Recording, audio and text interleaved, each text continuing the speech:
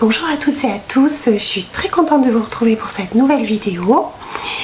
En fait, je reviens pour vous donner mon avis sur le calendrier couture Majam. Voilà, on a un peu digéré, on a pris le recul nécessaire et on va pouvoir en parler. Avant ça, je vous souhaite à toutes et à tous une très bonne année 2025. Qu'elle vous apporte ce dont vous avez besoin et ce dont vous désirez le plus. Voilà pour ça. On va commencer. Donc, pendant le Vlogmas, j'ai ouvert mon calendrier de l'Avent Majam, donc qui se présentait comme ça, avec des petites boîtes et une enveloppe pour le 24. Donc voilà un petit peu la bête. Sinon, en fait, je vais vous introduire un petit peu le coût, tout ça. Après, je vous montrerai ce qu'on a eu en image pour que tout le monde sache un petit peu tout ce qu'il y avait dans ce calendrier, que chacun ait son idée. On fera les plus, les moins. Et puis pour finir, on fera une petite conclusion. Voilà un peu le déroulement de la vidéo. Donc pour parler de ce calendrier, c'était le premier calendrier couture lancé par la marque Majam. On a pu le précommander au mois de septembre. Moi j'ai précommandé le calendrier le 27 septembre. Voilà, donc le tarif précommande était à 69,90 €. Le tarif vente après les précommandes était à 79,90 €. Et moi je l'ai eu à 58,54 €. Vous allez me dire pourquoi tu l'as eu à ce tarif là? Et bien parce qu'en fait, comme je suis cliente chez Majam, que j'ai des box couture, j'accumule des points. Et là j'ai voulu passer mes points, sachant en plus que j'arrêtais les box après. Donc on n'a pas eu de soleil de toute la journée, de toute la matinée. Je filme, le soleil sort.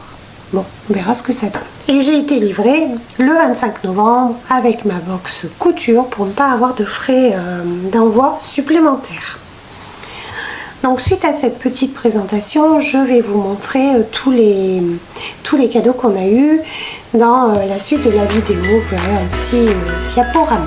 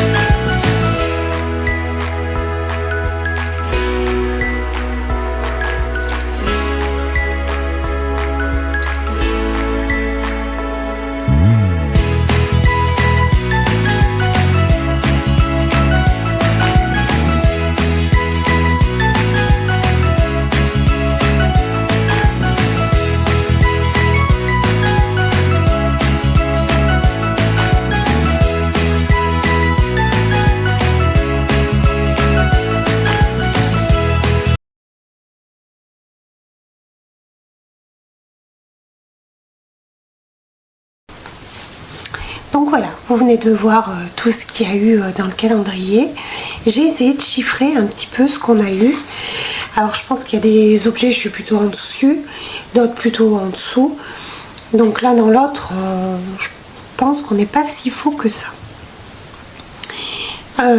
Voilà. C'est quand même difficile à estimer parce qu'il y a des fois, il n'y a que des patrons. Comptez que l'impression du patron, parce que c'est vrai que c'est des jolies impressions en couleur. Donc voilà pour ça. Moi, en calculant avec ce que j'ai trouvé sur internet, etc., j'arrive à une valeur du calendrier de 80,90 €. Alors je vous dis ça, et c'est pas anodin. Parce que maintenant, je vais vous parler des points négatifs de ce calendrier.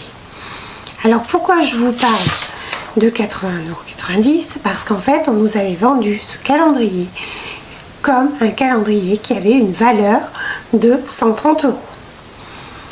Alors, pour moi, je pense qu'on arrive aux 130 € parce qu'on a 80 € de produits, on a des emballages, on a de la main d'œuvre, c'est fait en francs, voilà, on y arrive. Mais c'était très mal vendu parce qu'on ne parle pas. Quand on vous dit ça, qu'on vous dit que votre calendrier vaut 130 €, vous attendez à avoir des produits à hauteur de 130 €. Et ça, je pense que la plupart des gens, c'est comme ça. C'est un cheminement qui se fait comme ça dans la tête des consommateurs. Donc déjà, là, pour moi, il y avait une mauvaise communication. On nous a dit ça. Alors, c'était pas faux, mais c'était mal vendu. Voilà. Ensuite, deuxième erreur de communication, pour moi, c'est que quand on nous a montré le calendrier, ce qu'on allait avoir, ce qu'on était susceptible d'avoir, et bien si vous regardez, ils ont ouvert 3 cases, et c'était 3 cases spécifiques en cadeau couture. Voilà, sauf que quand vous l'avez vu dans le déroulé, on n'a pas eu que des cadeaux couture, et on a eu des trucs quand même un petit peu bof. Bon, voilà. Donc ça déjà aussi mauvaise com. Pour moi, ça c'est pas de la bonne communication. Alors je pense que ça part pas d'un mauvais sentiment. Ils veulent vendre leurs produits, mais il faut faire très attention parce que après voilà, les gens s'attendent à beaucoup de choses, s'attendent à 130 € de produits, s'attendent à avoir des produits couture tous les jours et en fait déjà là il y a un problème parce qu'il n'y avait pas ça. Alors c'est pas comme ça que c'était vendu et c'est pas comme ça que ça a été perçu. Dernière chose aussi que j'ai trouvé un petit peu dommage, c'est qu'il y avait une mauvaise disposition des cadeaux.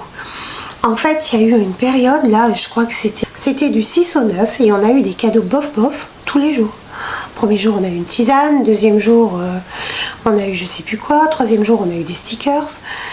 Alors, ils avaient leur place dans le calendrier, je ne dis pas le contraire.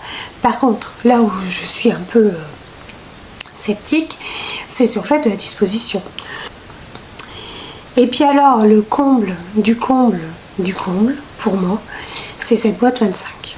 Donc elle n'était pas notée 25, attention, elle était notée, je vous la ressors quand même, pour vous montrer. Vous voyez? Donc elle était comme ça, et là on avait le petit rébut.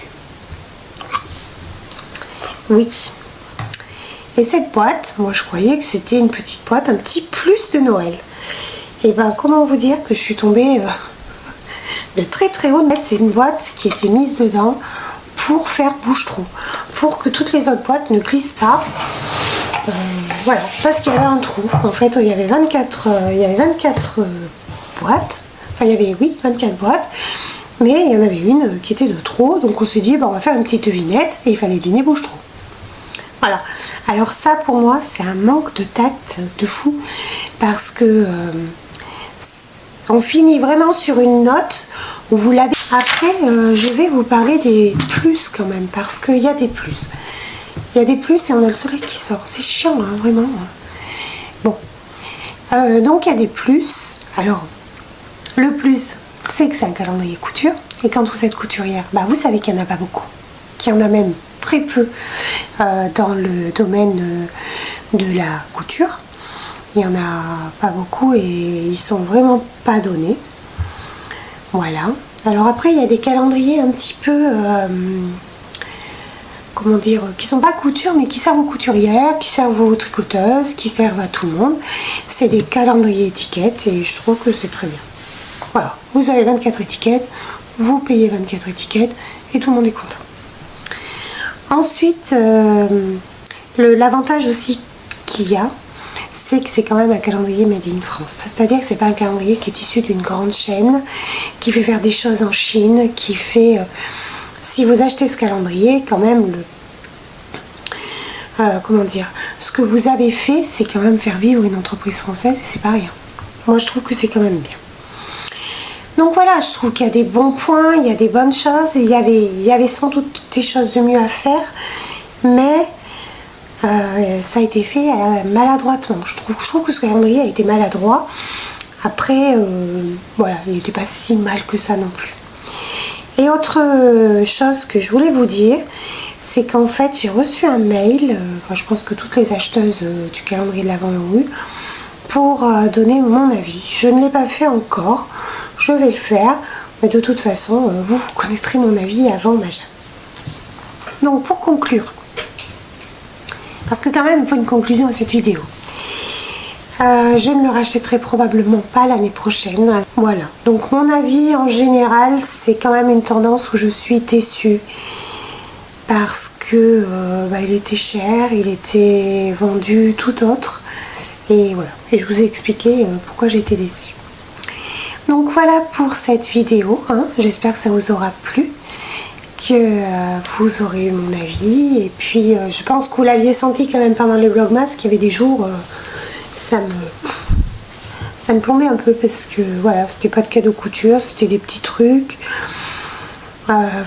c'était maladroit. Voilà, donc sur ce, je vais vous faire des gros bisous, je vous dis à très vite, bisous.